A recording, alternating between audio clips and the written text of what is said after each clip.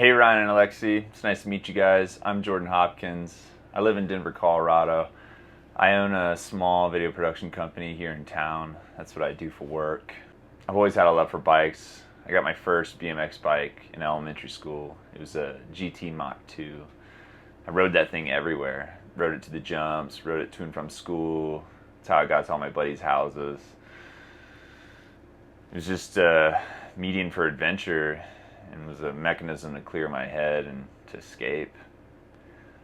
I bought my first mountain bike when I was in middle school. It was a Cannondale F800. It was sweet. It was blue, had a yellow head shock. It was a hardtail. I couldn't afford it, so I put it on layaway and did whatever I could to get it. I mowed my parents' lawns, mowed all the neighbors' lawns, and just made installments. When I made that final payment and got that thing home, me and my buddy started riding after school, just every day at Easton Park, just turning laps. I did my first mountain bike race when I was 13 with my friend Hunter. It was at Huntsville State Park. He had more experience than I did. He raced BMX.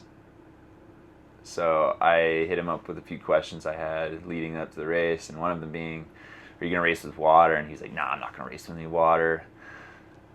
I didn't know any better, so I showed up without water. I guess his dad talked some sense into him because he ended up bringing water. Water or not, I was excited. I remember being at the starting line and looking to my left, looking to my right, and just feeling the energy and the anxiety build.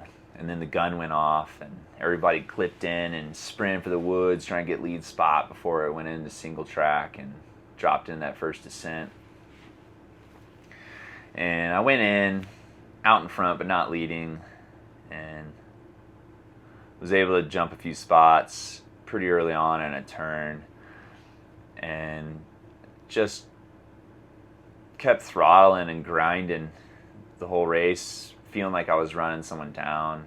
And I get to that last half mile, and there's this bridge and this sand pit, and I follow this lady into it, and she takes a spill and goes down. I gotta avoid her, so I jump off to the side, and my chain falls off, and I'm trying to get it back on. I'm spinning, shifting gears. I finally get it back on, clip back in, and just kill myself trying to make up any time I lost getting to the finish line. And as soon as I finish, I throw up, and I see this water, and there's an official right there. I'm like, can I have some of that water? And he's like, yeah, help yourself, have as many as you want. So I get in there, and I'm drinking that water, and then he's like, while I'm drinking that, he's like, did you know you won? And I'm like, what? No way. I just didn't expect to win my first mountain bike race, and that was my first experience with it. And I lost touch with cycling in my marriage and really didn't find it again until we separated back in March this last year when COVID first kicked off, and needing something to focus on and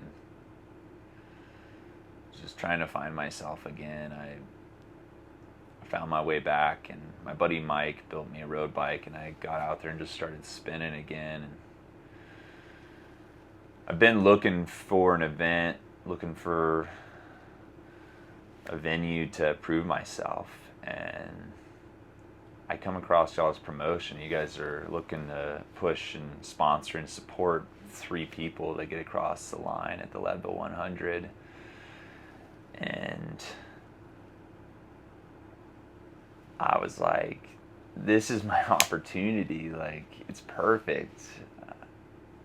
Everything you need, and the desire's there.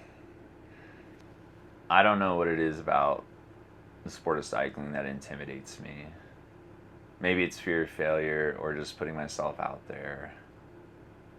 But what I do know is I spent all of 2020 removing all the distractions from my life and anything that was diluting me from my cause and holding me back.